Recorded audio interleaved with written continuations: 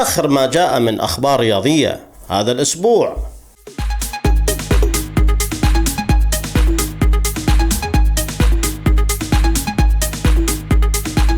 اختلاف في الآراء حول فوز النصر على الطائي، منهم من مدح ومنهم من ذم.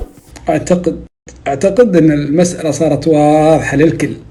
أحد يجي يقول لي إصابات، غيابات، بعد توقف. اليوم النصر فيه هوية. أنا عجبني اليوم كريستيانو رونالدو لعب بأسلوب فنان. مدرب عجبني إنه جالس يطلع برا خارج المنطقة. هذا هو كريستيانو رونالدو. نسبة كبيرة كاسترو صراحة.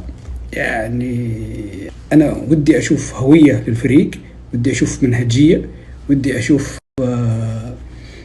كيف اللي يصنع حلول. صار متحرر بدل ما كان واقف خشبة داخل خط 18 ينتظر كور. لا، لما طلع ولما راح ولما يجي ميزة كريستيانو رونالدو إنه يجي قادم من الخلف. عنده ميزة هذه إنه يدخل في يجي من الخلف يفاجئ المدافعين بدل ما يقعد واقف مستسلم. نتيجة كبيرة 5-1، نتيجة تعطي الثقة للنصر. النصر الحين تركيزه ليش؟ على السوبر.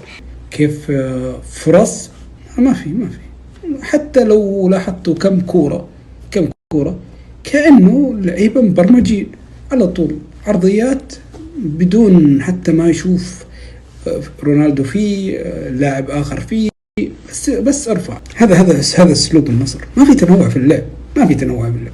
تاريخيا لم يفز الاتحاد على الأهلي في رمضان. يقول: خيراتي، توقعاتك لمباراة اليوم؟ إن شاء الله فايزين. أسهل مباراة للأهلي يعني. كيف أسهل؟ أسهل مباراة هي تاريخيا الاتحاد ما فاز على الأهلي في رمضان يعني. والأهلي لو يلعب كل الدوري مع الاتحاد كأنها الدوري من الدور الأول. أخذنا الدوري.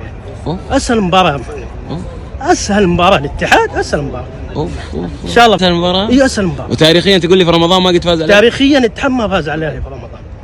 فاز البرتغالي كريستيانو رونالدو قائد فريق النصر الأول لكرة القدم بجائزة أفضل لاعب خلال شهر مارس في دوري روشن السعودي. ووفقا لما كشفت عنه رابطة الدوري السعودي للمحترفين الاثنين، تعد هذه المرة الرابعة التي ينال فيها رونالدو جائزة أفضلية الشهر بالدوري في نسخته الجارية، بعد أن حققها خلال شهر أغسطس وسبتمبر وديسمبر، ونال أسطورة الكرة البرتغالية الجائزة بعد تنافس مع المغربي عبد الرزاق حمد الله مهاجم الاتحاد والكاميروني كارل توكو.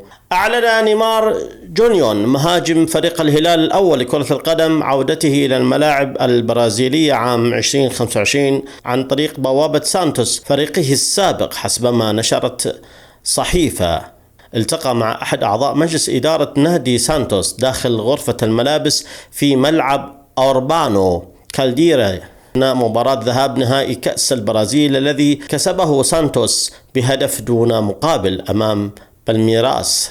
طبيب النصر يرفض استعجال عودة الغنام. كشفت مصادر خاصة عن أن الجهاز الطبي في نادي النصر رفض استعجال عودة سلطان الغنام لاعب الفريق الأول لكرة القدم حتى تعافيه التام من إصابة العضلة الخلفية.